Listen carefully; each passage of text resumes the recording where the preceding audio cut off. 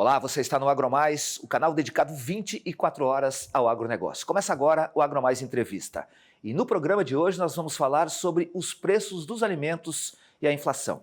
Você viu, o governo tomou medidas de retirar impostos para reduzir o preço de alguns alimentos. Mas a inflação continua pressionada para cima e acima do teto da meta estabelecida pelo próprio governo.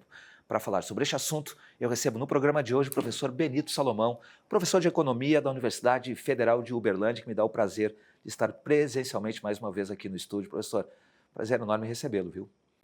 Olá, Leandro. Olá a todos que nos assistem no canal AgroMais. Quero dizer que é sempre uma satisfação retornar a esses estúdios. A satisfação é sempre nossa em recebê-lo aqui. E eu vou logo perguntando para o senhor, professor, as medidas adotadas pelo governo incluem alguns produtos que o governo elegeu que, de certa maneira, têm impacto. A gente sabe que o preço dos alimentos, assim como os combustíveis, acabam sendo um componente importante dentro do contexto da inflação. As medidas adotadas pelo governo, na sua opinião, do ponto de vista macroeconômico, elas terão um efeito prático ao longo de 2025? Podem ter efeitos práticos e podem ter o efeito, inclusive, oposto do que aquele que o governo pretende. Explico. A desoneração, né, que é a principal medida adotada para lidar com essa inflação de alimentos, a desoneração de importações, ela tem como objetivo o barateamento da importação desses produtos. Então, se o preço doméstico está caro, você estimula a importação de produtos em tese mais baratos do exterior e reduz o preço doméstico, né? Isso impacta no índice de preço. Ok. Ocorre, no entanto, que nós temos um problema, né, na economia brasileira, que é a ampliação do nosso déficit em transações correntes no balanço de pagamentos.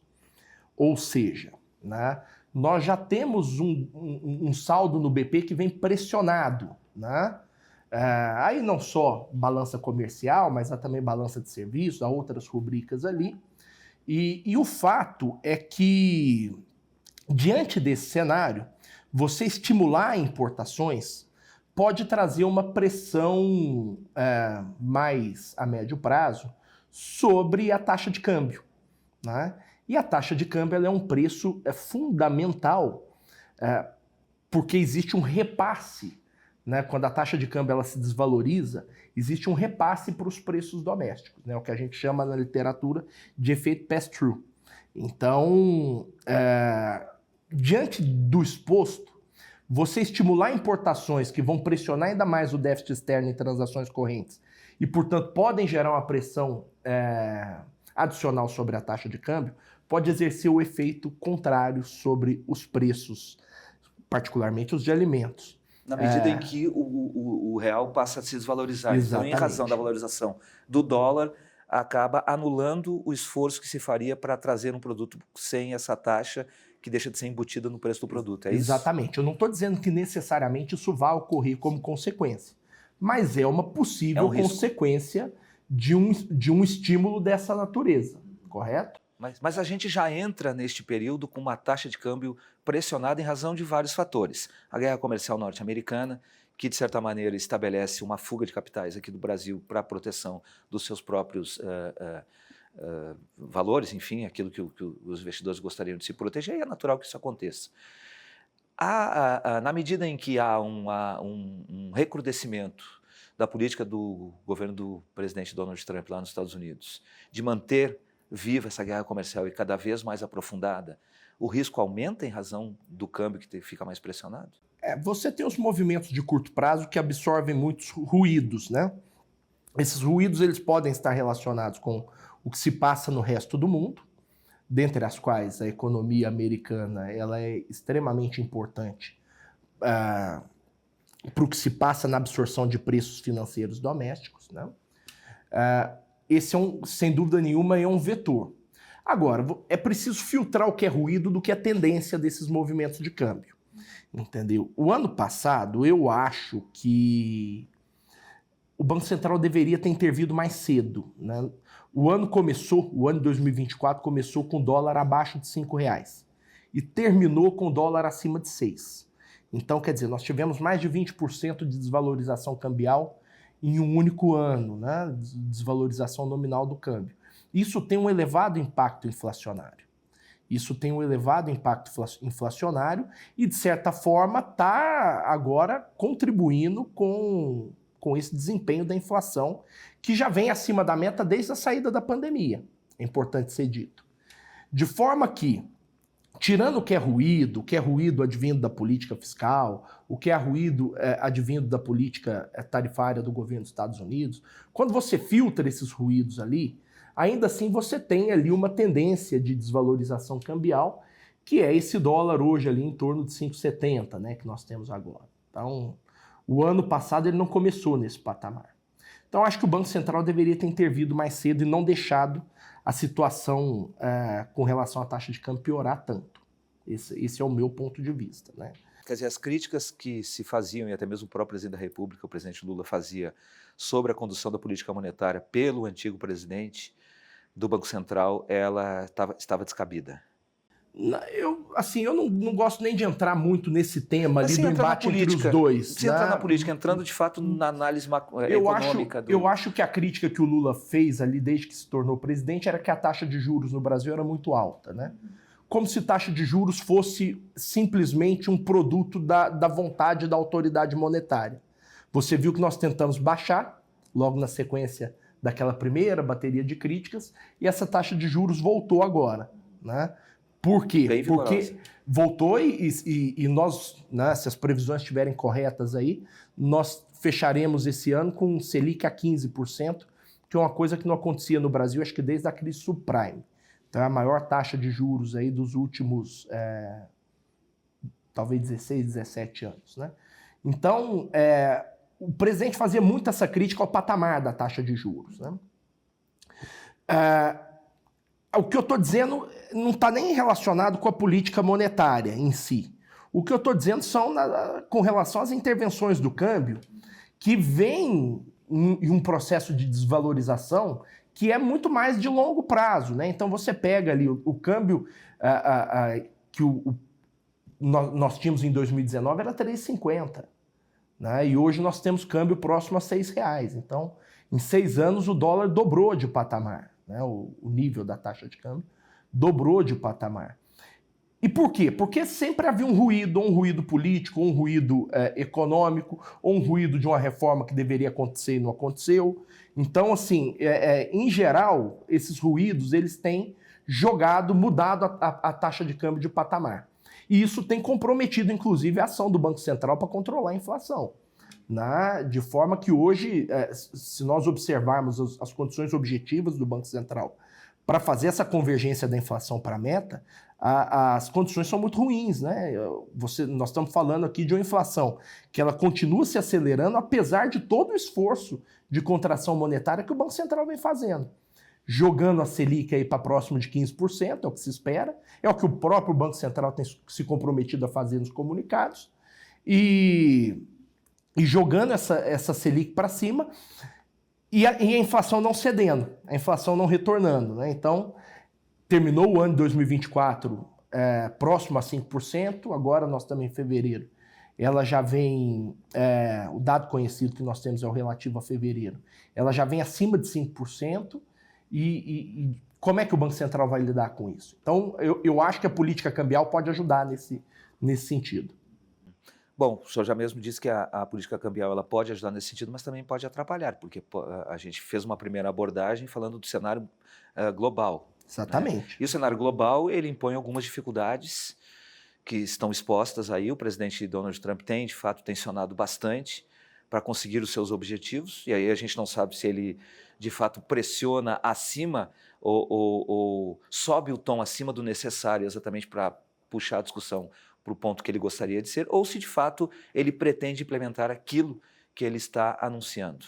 Mas a verdade é que já se falava no início que esta política mais protecionista do governo norte-americano imporia restrições a moedas emergentes, como é o caso do real. Na sua opinião, essa concretude, o que a gente está vivendo hoje, é a realização desse cenário que estava sendo projetado meses atrás? Ainda não. Acho que há também muito ruído advindo de lá.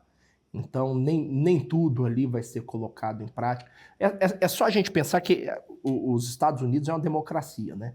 onde o presidente pode muito, mas ele não pode tudo. Então, tal como no Brasil, e essa é a beleza das democracias, existem poderes que freiam a ação do presidente. Então, acho que também não é assim.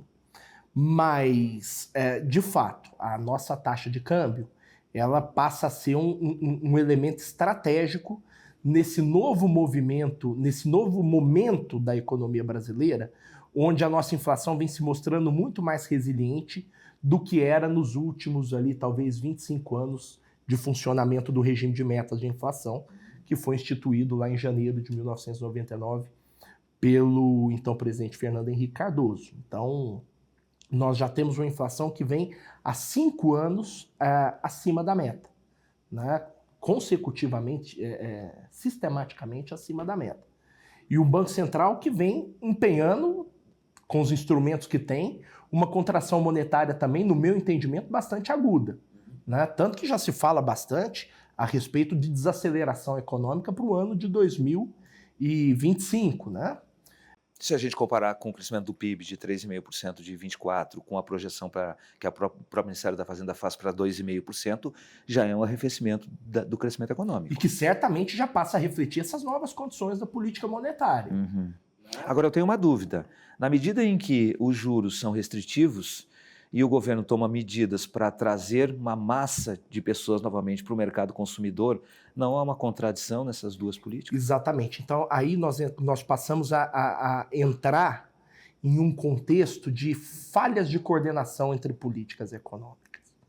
E eu acho que um pouco dessa inflação, ela estar se descolando ali da meta, ela reflete muito essa falha de coordenação, onde o Banco Central faz uma política para desinflacionar a economia, o governo tenta fazer uma política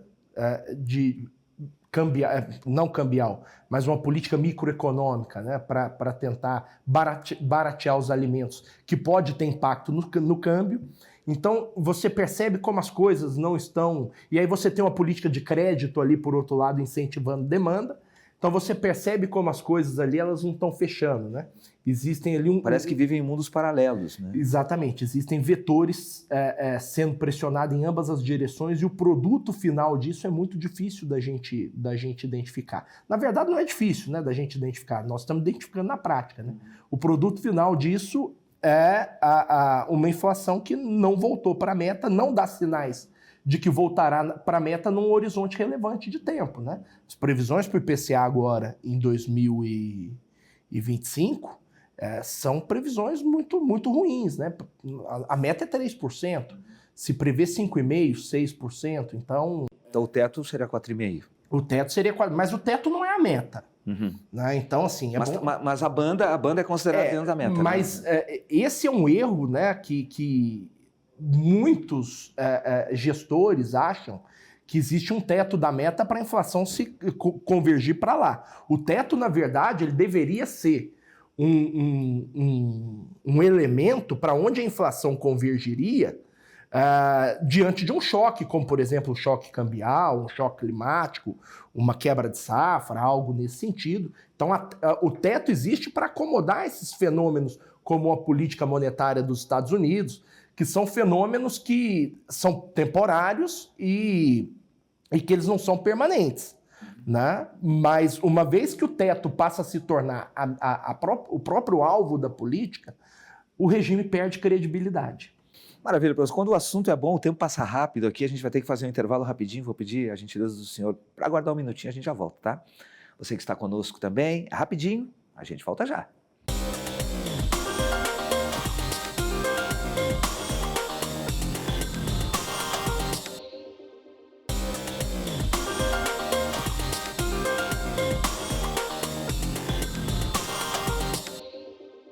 Nós voltamos com o segundo bloco do AgroMais Entrevista e no programa de hoje estamos falando sobre os preços dos alimentos e inflação. Para isso, eu recebo aqui no estúdio o professor Benito Salomão, economista, professor da Faculdade de Economia da Universidade Federal de Uberlândia. Professor, no primeiro bloco eu já fiz logo a primeira pergunta, que foi bem direta e objetiva, a respeito do impacto da medida do governo de retirar os impostos dos alimentos. A gente sabe que não é apenas este fator que vai acabar influenciando no preço final lá na gôndola do supermercado para o consumidor final. Mas também a gente sabe que algumas lições de casa poderiam ser feitas pelo governo. Muito se fala, por exemplo, que a questão da gastança, ou seja, do desequilíbrio fiscal, ele acaba impactando na confiança que os investidores, que os agentes macroeconômicos e econômicos têm em relação ao Brasil. E isso acaba gerando, de fato, um desarranjo dentro do processo. Eu queria saber se o senhor, de fato, concorda com esta abordagem,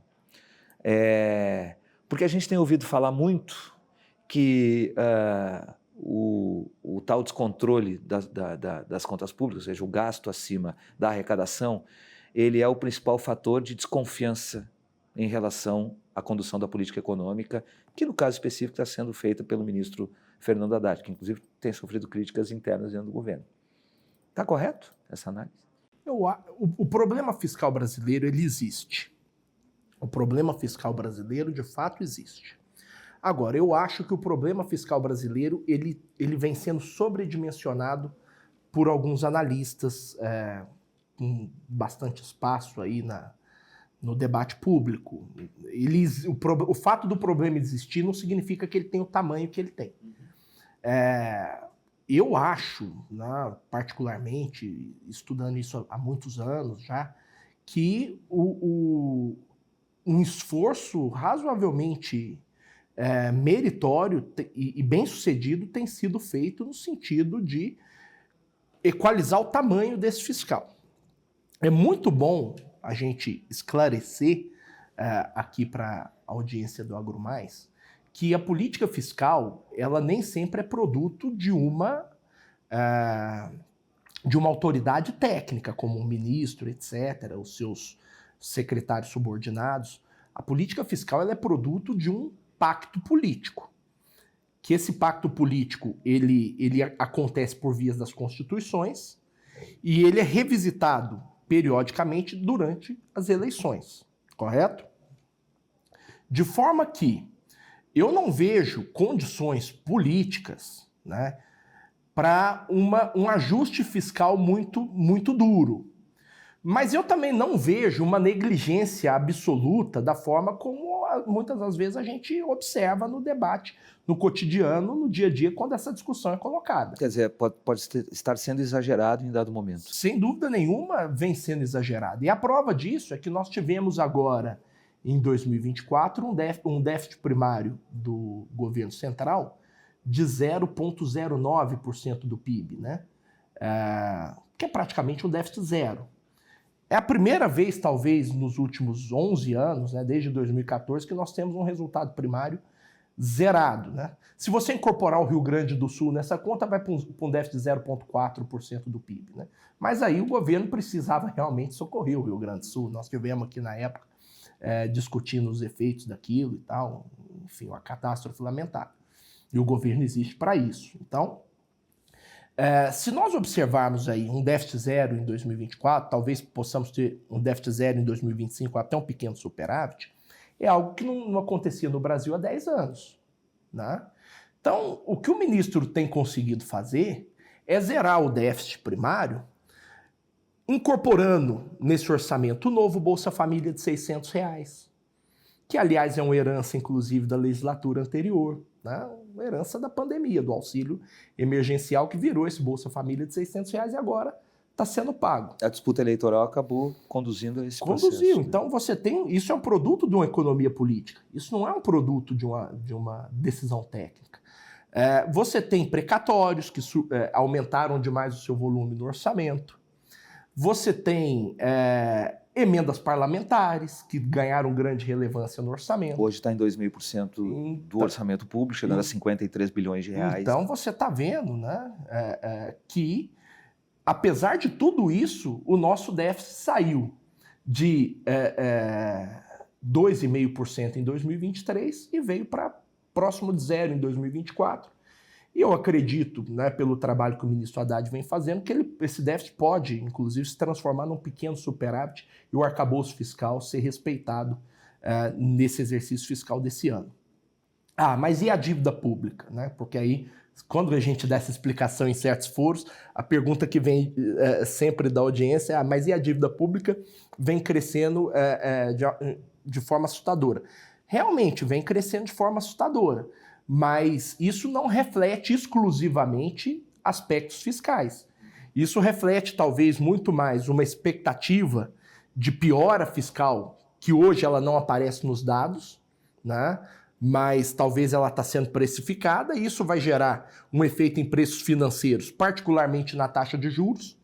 Não a taxa de juros do Banco Central, mas a ponta longa da taxa de juros, que essa é a taxa de juros que importa para o financiamento da dívida pública, e nos coloca com déficit nominal de 8%, 9% do PIB. Né? Então, quer dizer, se a gente continuar rolando a nossa dívida pública a uma taxa, a um custo implícito aí de 11% ao ano, não há superávit primário que vai estabilizar essa relação dívida pública. Então, o que eu quero chamar a atenção com essa conclusão é que o problema ele é fiscal, mas ele não é só fiscal. Aí nós podemos discutir de que forma nós podemos melhorar essa questão do padrão de financiamento dessa dívida pública. É uma comunicação mais assertiva, que aí não envolve só o ministro, envolve o governo como um todo, inclusive o presidente. Enfim, são sinalizações que precisam ser dadas. É o patamar da taxa de câmbio, né? Porque essa desvalorização cambial também exerce um efeito sobre a dívida pública via swaps cambiais. Então, quais são os efeitos, quais são as medidas que o governo pode adotar para melhorar esse padrão de financiamento da dívida pública? Então, isso precisa ser colocado, isso precisa entrar na pauta do dia.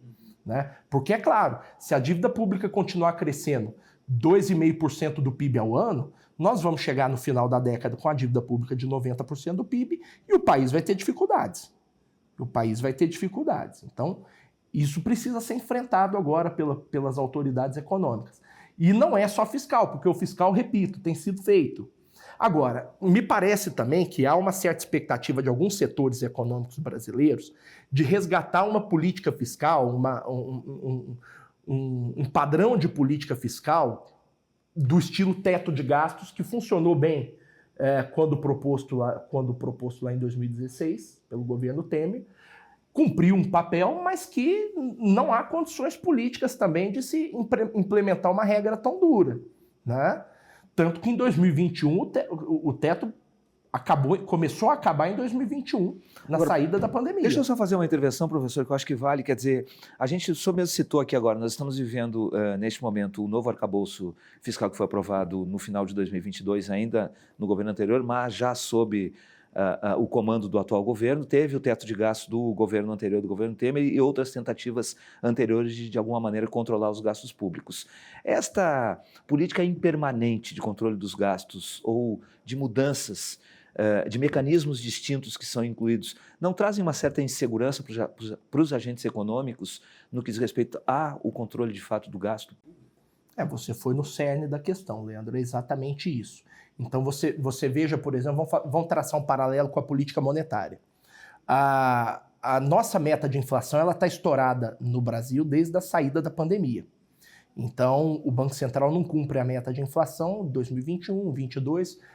Durante 2023, conseguiu cumprir por algum tempo, mas em seguida essa inflação voltou a acelerar, 2024 e agora 2025.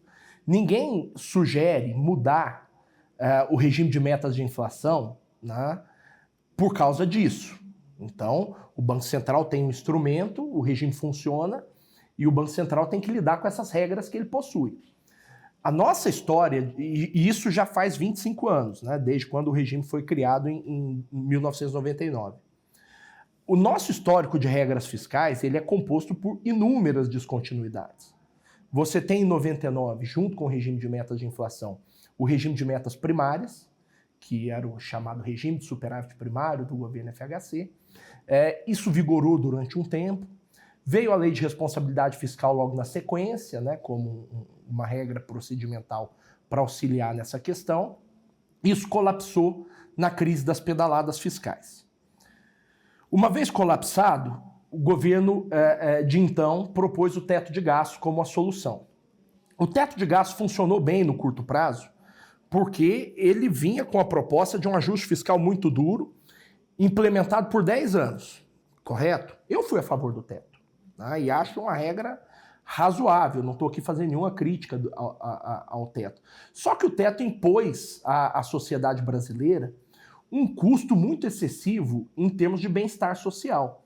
É salário mínimo que você não pode reajustar em termos reais, porque o teto não permitia, né? Isso pressiona a folha de pagamentos tanto de aposentados quanto dos servidores da ativa. Mas foi retomado agora pelo governo do presidente Lula. Exatamente. Agora foi criado de barramento, que é de 2,5 para cima, 0,5 para baixo. Mas permite algum crescimento. Mas permite real. O que eu estou tentando dizer, Leandro, é que o teto de gastos ele caiu porque ele estava imprimindo um custo social elevado em um país que é desigual e que pessoas dependem do serviço de saúde, do serviço público de educação. As pessoas dependem, em grande medida, da política pública. Então, aí você tinha um salário mínimo ali que, né, ficou sem reajuste real por muitos anos. Salário de servidores públicos ali congelados por 6 ou 8 anos. Você tem um conjunto de políticas públicas ali subfinanciadas, né? Bolsas de mestrado, doutorado, incentivo à ciência, né? Que tudo isso faz parte. Desde que o novo arcabouço foi proposto, o governo vem fazendo digamos assim, uma tarefa de casa quase que diária no sentido de preservar os seus parâmetros e entregar um fiscal melhor do que já foi. Professor, a gente tem tanto assunto para falar, como eu falei no primeiro bloco, quando o tema é bom, o entrevistado é melhor ainda. O tempo passa muito rápido, infelizmente a gente vai ter que terminar esse programa, mas não tenha dúvida que ficou muita coisa em aberto ainda para a gente discutir. E eu sempre costumo dizer, quando isso acontece, é uma ótima oportunidade para a gente voltar a se encontrar e discutir esse tema. Agradeço muito a gentileza da sua participação, da sua presença aqui no nosso estúdio, viu?